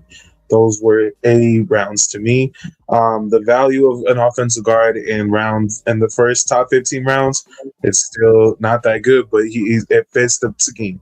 Now the 5th and on, those rounds are really hard to grade, but it remains to be seen if they become steals. But yeah, I said B+. All right, Rue, what is your grade? My grade is an A-. because I believe that we're going to get 4 to 5 starters out of this draft. I think that there's a definite potential to get 4 to 5 starters out of this draft. I think all top 3 are definitely in the mix. You throw Blue in there, and with the combination of Maffa and one of these D tackles, and even the linebacker spot, especially if we're going to throw in, used more than 50% of the time in the rotation, we've got 4 to 5 different makers out of this draft, and I do believe that. So I give it an A-, because if you can hit 50% of the picks, you're doing a damn good job. I don't care who you are as an organization. If you can create 5 difference makers out of a draft where you had 10 picks and the bulk of them were in the back half of the draft, I'll take that all day, every day, twice on Tuesday. All right, 21. What was your grade on the Cowboys draft? I did a TikTok earlier. If you guys haven't checked out my TikTok, go check it out. Right, but I'm sticking with the A-. I think that we had a great draft, right? After the fact that, but I think like the majority of Cowboy fans, we were expecting to see that home run hit, I guess, at the beginning, right? We wanted a big receiver, a big running back, right? I'm excited with what we got, but to me, I guess the minuses were we definitely need a receiver, and we didn't address that. So that's my minus right there. All right. So I'm gonna let Mikey go last. So mine is a passing grade, but you just getting that passing grade. C. All right. Damn it! Wow. And let me explain, because that's why I want Mikey to go last. Let me explain. I understand everything Ruth said. I understand what Kuiper said, and I definitely understand what 21 said. But until we get help at the wide receiver position, and we're segueing to that, Mikey, because you did that. Until we get help, you could double team CD. We can't run the ball every fucking play. We cannot. So that's the only reason they're at an average grade for me. Okay, I can accept they took a guard. Okay, that's cool. But when you don't even address the wide receiver position, you don't even address it in the draft, that's a problem for me. Mikey, what is your grade? Man, it's so hard to please. But I get it. I get where you're coming from, but just for the draft's sake. For the draft's sake, I'll go A+ as well. Actually, the real Mal Kiper gave him an A+ as well. So that's funny that our Kiper said the same one, but it's not a total A, but it's something that I'm very, very satisfied with in all aspects of this draft. So for how it landed and how it fell, and we did get a wide receiver in this draft, sir. We did. That 4th round pick, his name is M-I-N-G-O. M-I-N-G-O. M-I-N-G-O. Mingo was his name. Oh.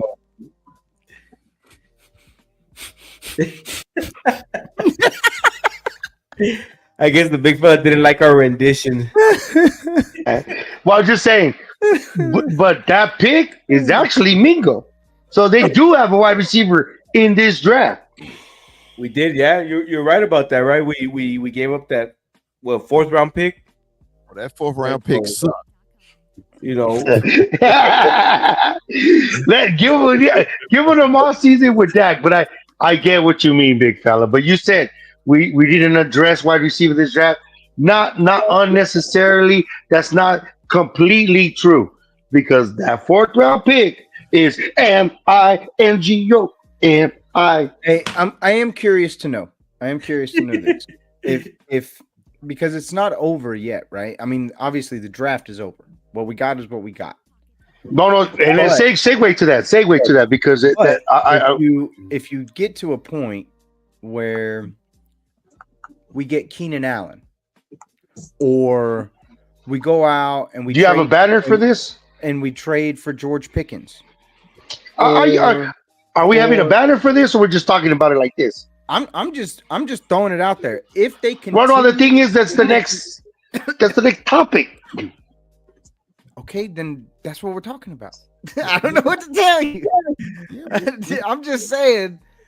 Are we falling in the pothole? Are we falling in the pothole and doing it clunky, or we're posing the banner? Number one, that's what I'm was talking about. Asking Chris, how would you feel, Chris, if they got Keenan Allen, or they traded for a George Pickens, or they picked up a wide receiver, or they made a big splash trade and did something like that and brought in like they did with Amari Cooper, and they did and they do that? What happens then? Are you gonna be are you good with it at that point? Where it's like, all right, cool, they got the veteran presence, they brought him in the building, even if it's a guy like Keenan Allen, which is why I'm throwing wide spectrum, wide net out. Well, the thing is, all right, cool. In the basement. Okay, Harris from the 4 Star Telegram is saying that the Cowboys are entertaining talks for a wide receiver. They were entertaining the trade for George Pickens. They have these guys in. That's why I wanted to do it like that. But yes, it's in the air already, and that's what's happening with our front office right now, Chris. The whole George Pickens thing, was that during the draft? Yeah, it was. According to Jane Slater, that's in the air right now.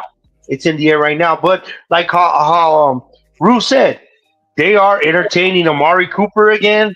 And you know what? I wouldn't have a problem with that, because his best years were with Dak Prescott. He's a little more humble. He is not the number one anymore. He'll be a solid Y to whatever CD, because CD is the star now. But I'm sorry, big fella. And yes. No, you're not sorry, because you wouldn't shut the up. Anyway. Well, you should have had the banner. We should have had the banner. Look. We'll discuss off the air. Anyway, to answer your question, Rue, that you asked me 3 hours ago, there you go. I would feel a little better, okay, because they're making an effort to address an issue that we have, okay.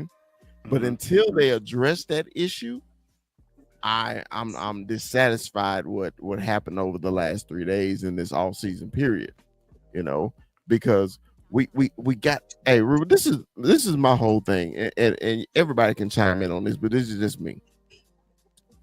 And until we go all out like the Eagles go all out and the Commanders go all out to get these top players on our team so we can be competitive again and stay healthy, dude, we just spinning our wheels. We're going to be in 3rd and 4th place again, because the Giants got hell of a better too, even though they didn't get the quarterback we thought. That was a different topic. That's another show on Tuesday nights. But anyway, I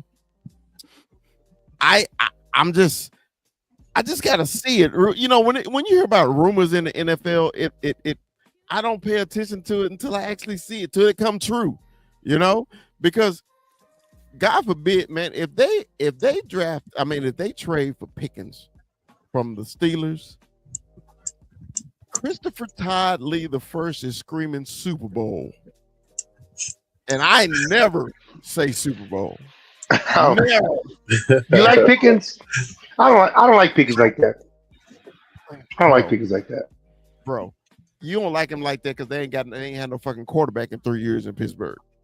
It's a quarterback in Dallas that can actually throw him the ball. It's a quarterback in Dallas can throw him the ball. Okay. In Pittsburgh, he's double covered because he was the only thing they got. Okay. Well, now they got my man from Seattle. Metcalf. So to answer your questions right now, I'm indifferent. But if they get Pickens, and even if they get Amari Cooper, I'm fine with Amari Cooper, because you saw how Dak performed when Amari Cooper came, right? The whole offense changed. Remember, we went in the season, didn't have no damn wide receiver. They went and go get Amari Cooper. The whole fucking offense changed. The whole offense changed. So that's to answer your question. But Keenan Allen, what about Keenan Allen? What that's another name that's been thrown around. I know he's not exactly fit gear Keenan Allen, but he's savvy. He's very savvy, and what he brings is just another body. But what do you think about him? He didn't look good this was Chicago last year, wasn't it? It was Chicago. I mean, with a rookie quarterback, he did as much as he could. He's a great veteran receiver. I mean, hell, we had your steak bet on the team. Shit, he better than steak bet. Fuck yeah. So that got hurt. And it should have been like, you know what? With the circumstances, Mike, it should have been, but whatever. So Kevin, what do you think about these rumors? I honestly don't see Pittsburgh trading Pickens. I know that they got DK, but I think that the reason that they got DK was to always pair him up with Pickens. But it's going to be some veteran wide receiver. I really don't like Keenan Allen and the Dallas Cowboys offense because his skill sets are basically on par with CeeDee Lamb's. And he's an older version of CeeDee Lamb, honestly. The slot receiver that has great route running, I think they need to find somebody with either a big body wide receiver or a speedy wide receiver. Somebody to take off the top. Hey, my brother is a little jealous because he's bald headed and I got luscious, long, beautiful hair. How we fighting at the funeral over my hair? I was like, bro, I can't because all this shit. Anyway, 21. There's other measurables you could probably win at. Yeah, 21. Is there any veteran receiver? Are you interested in any of these guys as rumored? I mean, honestly, I'll be honest, out of all of them, I would go with Pickens if the rumors were true, right? Just because Pickens is young. He's a big body. I like Amari, but Amari gives me like Ezekiel Elliott. Yeah. Right. It's just the nostalgia. But I mean, he was good when he was here. You know, I don't know how he would play out now, but you know, if it was any of these guys, I would definitely entertain the whole George Pickens, but we'll see. I mean, maybe the Cowboys like Mingo. Yeah. Can I ask you this though, 21? Now Cooper left because Jerry was mad at him. It wasn't because he declined in play. Yeah. Okay. So if we got the same Cooper that was here before, would you be happy? Yeah, just because of what we saw when we got him that time around, that production went up. But is he really the same Amari Cooper? I mean, I think so. You had Jack Allen. Absolutely no. No, I think so because the year before with old boy and the guy that was on the Ravens, what the hell's his name? Damn it, he's with the Browns now. Flacco. Oh, yeah. At the end of the year, he had a run with Flacco. All last year, it was all up in the air. Who is he with? And dude, you're gonna tell him to go in mid-season in Buffalo, like in Buffalo again, getting traded. I think he's just his attitude is shit. I don't think he had to do anything with anything physical. And yes, Jay was pissed because he refused to take the COVID shot, so he missed the Kansas City game where we lost 9-16 against the Kansas City Chiefs, right? And then he missed the Thanksgiving game, and that was the Anthony Brown game with the fucking three PIs for over 150 yards, right? That we barely lost by I forgot, it was like a single digit number, and Jay was pissed that he lost. Amari Cooper missed those two games because those two games would have made us the number 1 overall seed, and we would have never saw fucking San Francisco until later. Anyway, and another thing. And you guys want to bring Mike McCarthy didn't like Amari Cooper. Is Mike McCarthy here? No. But at the same time, going through a journey, Rue, makes you humble in life. And recognizing where your bread is buttered, and his bread was buttered by Dak Rain Dakota Prescott. All right, The Joe Flacco run at this point was 2 years ago. It wasn't last season. It wasn't this. I know past it was the 2 years season ago. before. Yeah, it was. And it was at the end. If you can't get motivated to go win a Super Bowl with the Bills, I don't want you on my team. But he was on the Browns the whole time. I don't care. You literally got traded to the Bills so they could go win a Super Bowl. That doesn't motivate you? You want to bring this guy back? Really? Why? Hey, dude, and it's crazy. And it's crazy, Rue. Keenan Allen. I would Hey, Rue. I would rather have Jalen Tolbert than Amari Cooper right now. Well, he had his shot and it didn't work. But check it, Rue. Check it, Rue. Everybody in the well, big fella and 21. Who was happy to see fucking Amari Cooper leave? Who would say fuck Amari Cooper more than anybody? Me of all fucking people. And for me to stand on the flag for Amari Cooper, I'm not doing that because you're against him. And it's not a fight to have a fight. I just look at the grand scheme of things and how things have played out and where we sit and how much money we're going to spend on the guy. Honestly, we're going to get him at a better price. He's familiar with my quarterback. He has tendencies with my quarterback, and he knows he's not the number one anymore. I just like the scenario. He does bring that veteran presence too. I'm not fighting with you about him overall. I just think it works. You know what I mean? This is the same guy that called your quarterback the Black Kirk Cousins. Allegedly. Hey, big fella did that during the draft. Big fella just did that.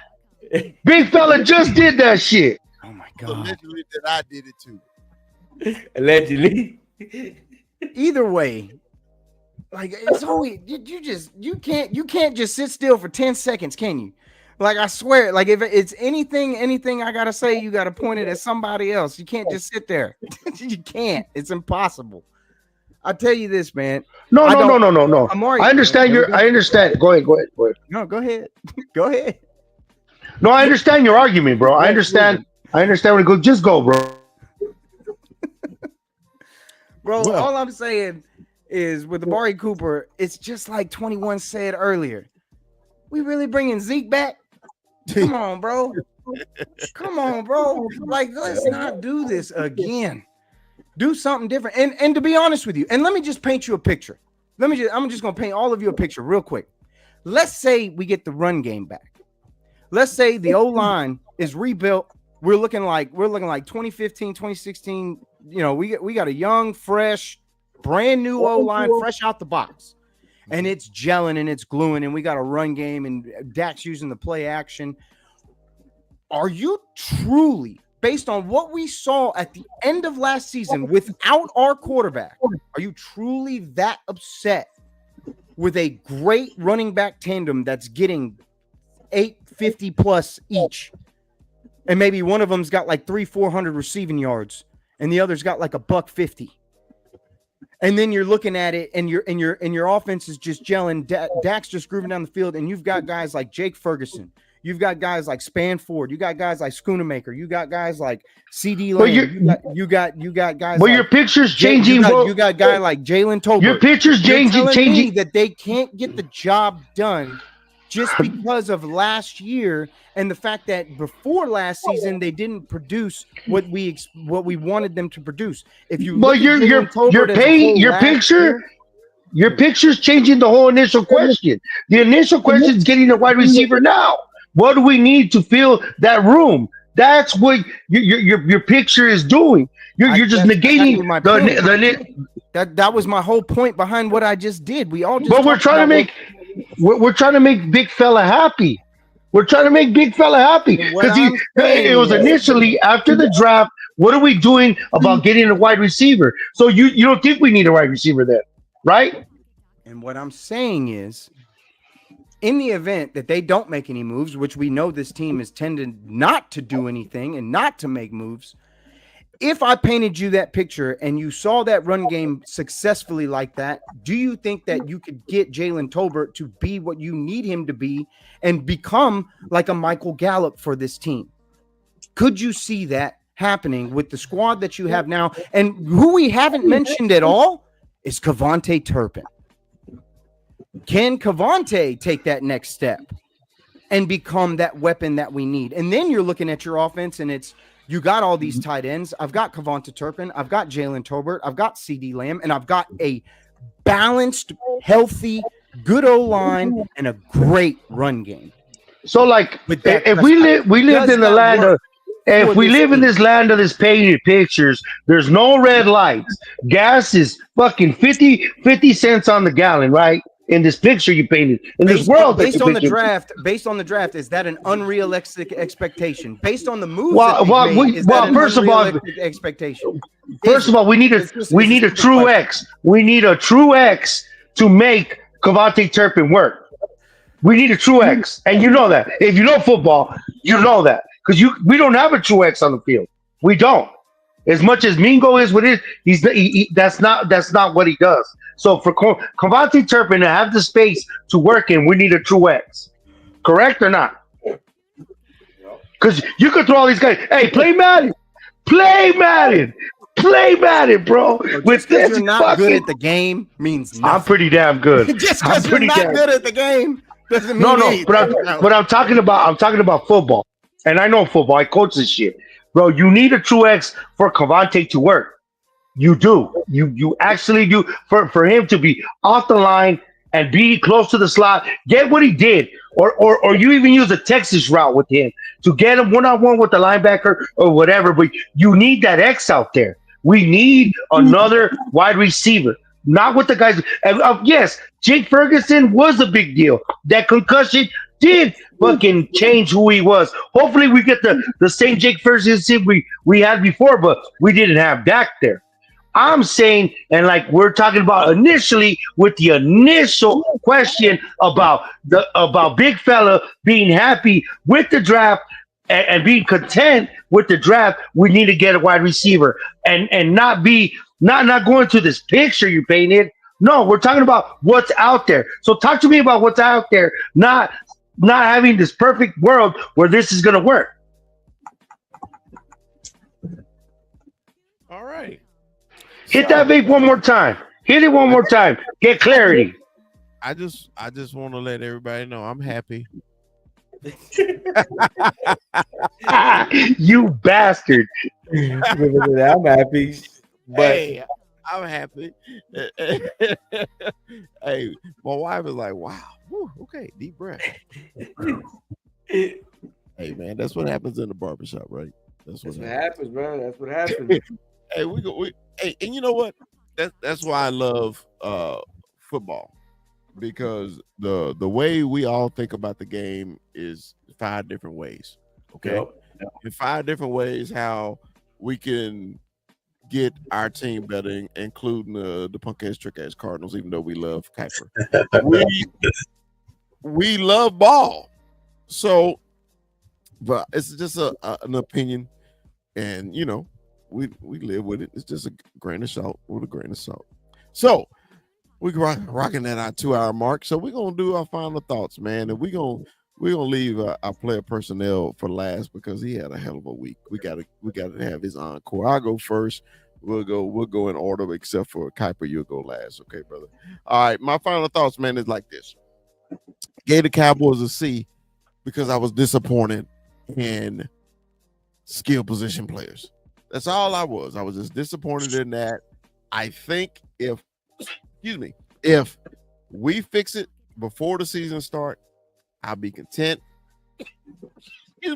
And the big fella will be happy. I just want some help for CD. That's all I want, man, because I don't need CD hurt at the end of the year because Dak is going to throw it to him 1,000 times. I don't want that. Give him 1,000. Give him a 99. 999. Don't throw it to him 1,000. So that's where my disappointment lies. Rue, your final thought, baby.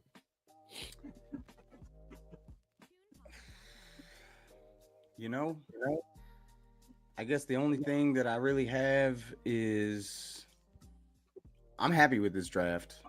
I don't know how I don't know what I don't know what we're gonna get out of it. At the end of the day, we have to see them play. Doesn't really matter what we say right here, right now. Got to see it perform on the field. But at the end of the day, I feel like we got a lot of value in a lot of different areas where we picked at. I do see what the big fella's hinting at in terms of the definition of insanity. We're doing the same thing over and over again, expecting a different result, because ultimately, at the end of the day, it is a lot of replacement players, but we had a lot of holes we had to fill. And I feel like the value that we got in those picks that really could turn out to be with some high potential. So at the end of the day, I'm happy about the draft, and I'm curious to see what's to come. But at the end of the day, I feel like this team is built much better than it was, and hopefully the injury bug doesn't hit us like it did last year, because last year it was devastating.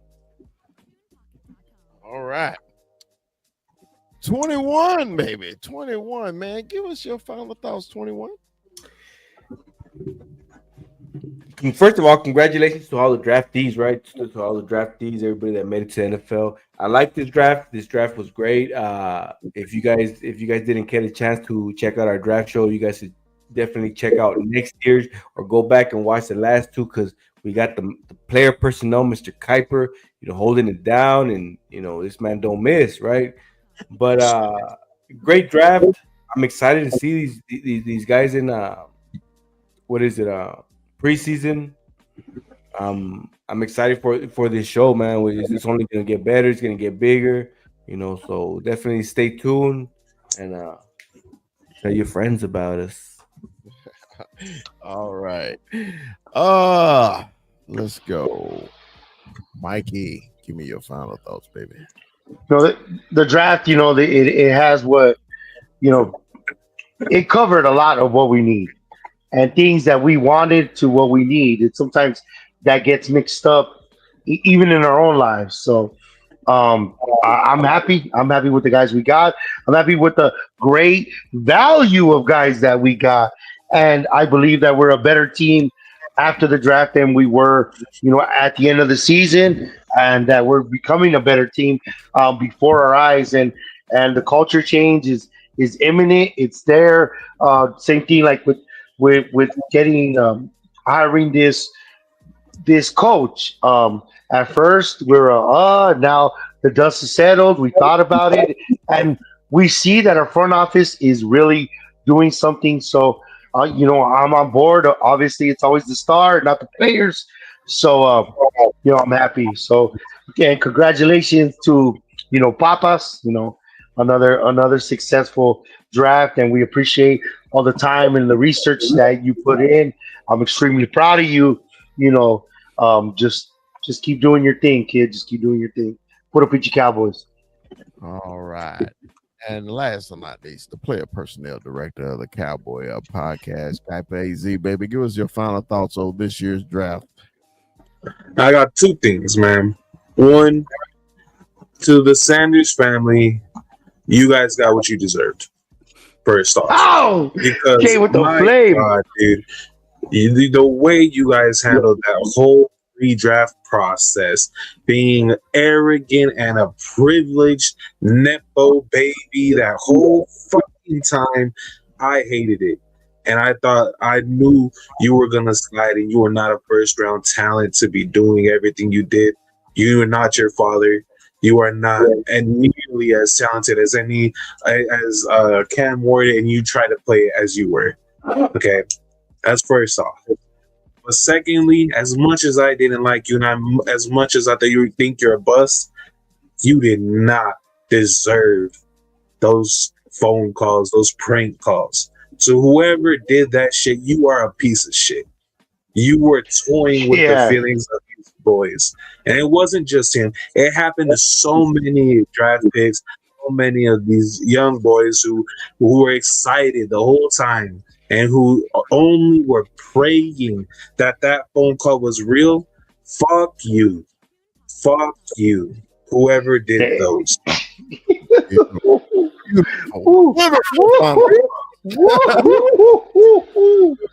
I'm glad I related to him. Hey, I'm gonna tell you something, man. Once again, have y'all noticed somebody's coming into their own? Have y'all noticed this one person is coming to their own? Did you notice him? That dude, man, he is inspired. I wish it was a draft every month. Jesus Christ, man. Well, I don't know. He lets all these new Cardinal Cardinal contributors on TikTok be taking his time when he's the most talented. I'm just saying. That's the discussion between you and him. We've already discussed that. Okay. But look, man, we appreciate everybody from joining us from boots on the ground to the wife. Hey, baby, how you doing? Tavanya Lee, to my brother Ken was in here. Let's see who else was there. Ivan Sosa, of course, was in the joint. John Center was here. Oh man, everybody that joined us, man, we really appreciate everybody coming through, sharing a little time with the Cowboy Up podcast. But look, man, like the big fella always say, Dallas Cowboys for life. Allegedly.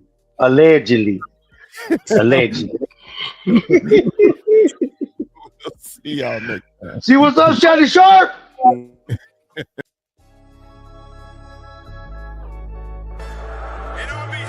Yeah, let me give a big shout out to St. Louis Joe, bro, in the building.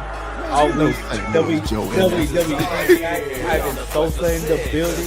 You see him? The loyalist. You got Cowboy Beat in the building. The great Cowboy Beat. What's up to them? Big shout out, man. Big shout out to y'all. Appreciate y'all joining. We only growing, guys. We only growing. It's gonna get bigger. Excited. Hey, did you see he got retrofit right in the introduction? I see it. Hey, man. Hey, All these videos, dancing. Hold on, Claire. Sometimes I screw up, Claire. You know, hey, man. Players fuck up. Hey, yeah, players fuck up sometimes. Yeah. Thursday, a pad. Say, man, you know, we all played, man. It's just something about that first day. Ain't nothing like it. It is nothing like it, man. Because now to me, tomorrow tells the truth. Today was the fact, but tomorrow tells the truth. I'll tell you about I'm sick of this shit, man. I'm sick of this shit, man. You know, I know we all co-hosts, but you know, I like to have a little quick monologue before we get into a subject. You know, your ass always got to spread shit and eating wings and Motherfucker sprint. Calm down. Calm down, Mikey. Calm down, Mikey. What you sprinting right now? Yeah, we got a long show. We can go as long as you want to, man. So 21, what you got for Brock today, man? Pleasure to meet you, Brock. I appreciate the love on TikTok, man. Shout out to Brock, man. Welcome to the show. So hey, I got the hard hitting questions, so I got the controversial. You'd have come out with that Waterburger in and out, right? We kind of keep it light, but big fella, I gotta hit him with Walter Cronkite stuff here. Okay. Drake or Kendrick?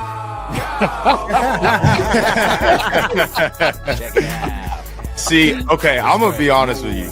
I have never really grew up liking Kendrick like that, right? I've always been a big Drake fan, so I'm gonna say Drake, but not like us. Like I was telling Terrence the other day, because Terrence is a huge Kendrick fan. I was like, not like us has me feel like a certain way, because I'm like sitting there like vibing in that song, but it's like this is Drake, and I'm a Drake fan over Kendrick any day. So that's about the only Kendrick song I like. Yeah. And remember, like, subscribe. Don't forget to like. If you love us, tell your friends about us. Like.